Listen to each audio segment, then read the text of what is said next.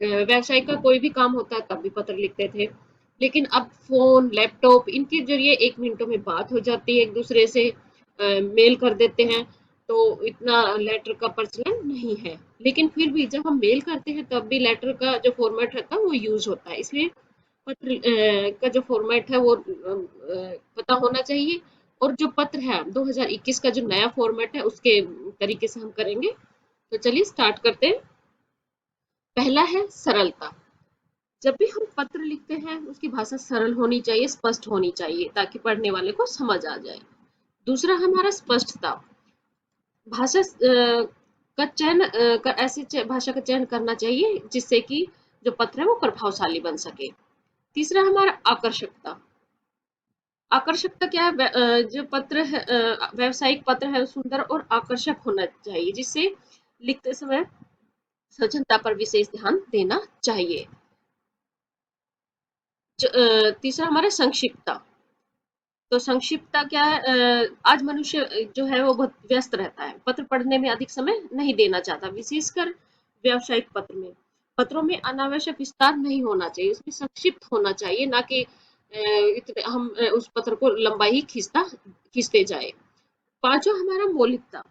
मौलिकता पत्र की विशेषता होती है कि पत्र में घिसे पिटे वाक्यों का प्रयोग से बचना चाहिए। पत्र लेखन में पत्र में स्वयं के विषय में कम, जो प्राप्त करता है जिसके विषय में अधिक बात करनी चाहिए, जिसके लिए हम पत्र लिख रहे हैं।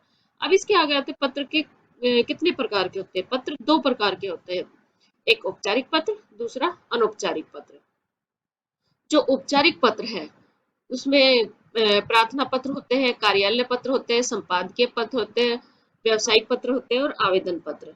जबकि जो अनौपचारिक है, जो हमारे नजदीकी है, रिलेटिव है, परिवार के सदस्य है, सगे संबंधी मित्र, इनको अनौपचारिक पत्र लिखे जाते हैं। तो हमने इसके बारे में तो जान लिया। अब एग्जाम्पल देख लेते हैं, लेटर देख लेते हैं।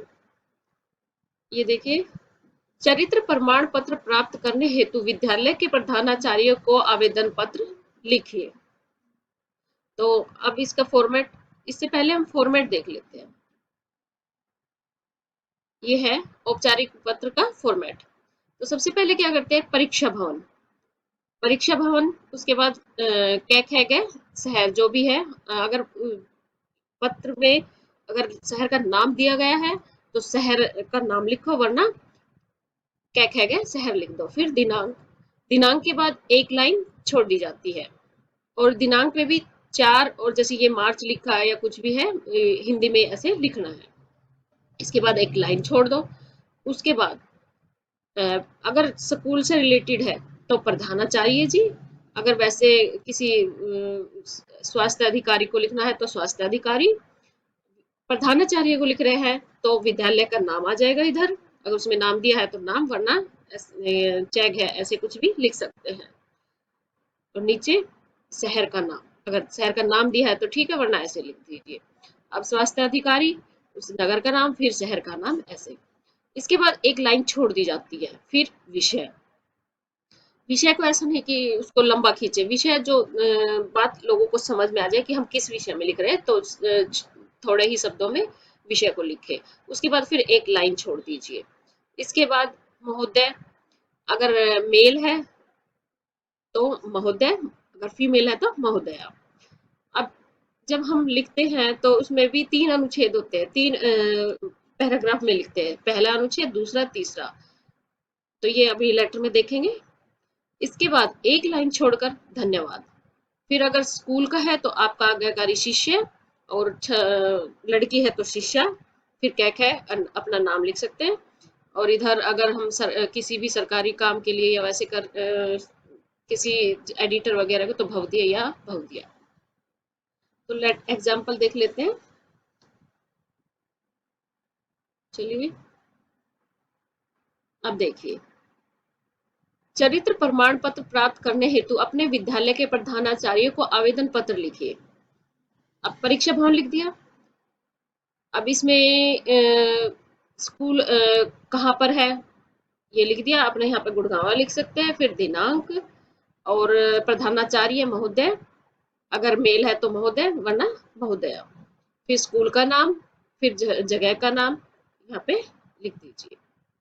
विषय, विषय हमारे क्या था, चरित्र प्रमाण पत्र हेतु। तो ये बिल्कुल समझ में आ गया, ऐसा लिखना। फिर उसके बाद एक लाइन छोड़ देनी है, फिर महोदय, अगर फीमेल है तो महोदया।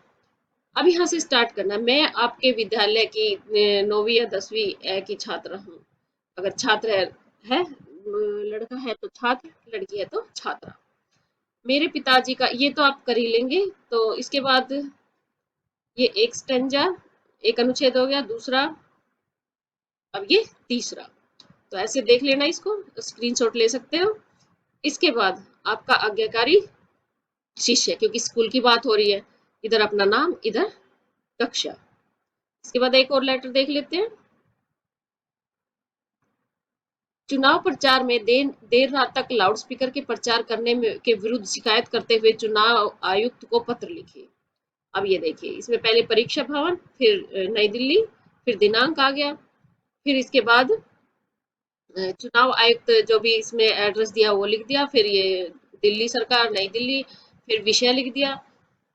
अब ये दिल्ली, यहाँ पे एक लाइन छोड़नी है, फिर विषय लिखना है। विषय भी इसमें दिया हुआ है, तो उससे इसे लाउड स्पीकर, ये दिया गया लाउड स्पीकर पर देर रात तक चुनाव प्रचार रोकने के संबंध में पत्र। तो इस विषय के बाद एक लाइन फिर से छोड़नी है, फिर महोदय, फिर ये अनुच्छेद 1, अनुच्छेद 2, अनुच्छेद 3। तो ऐसे लिखना है। फिर इसके बाद से धन्यवाद भवदीय दिल्ली, जो भी है, अगर कहीं से भी दिल्ली या गुड़गांव जो भी है अपना लिख सकते हो इधर। तो आपको क्लियर हो गया फॉर्मेट। चलिए, इसके बाद हम आज हमने औपचारिक किया है, इसके बाद हम करेंगे अनौपचारिक नेक्स्ट वीडियो में।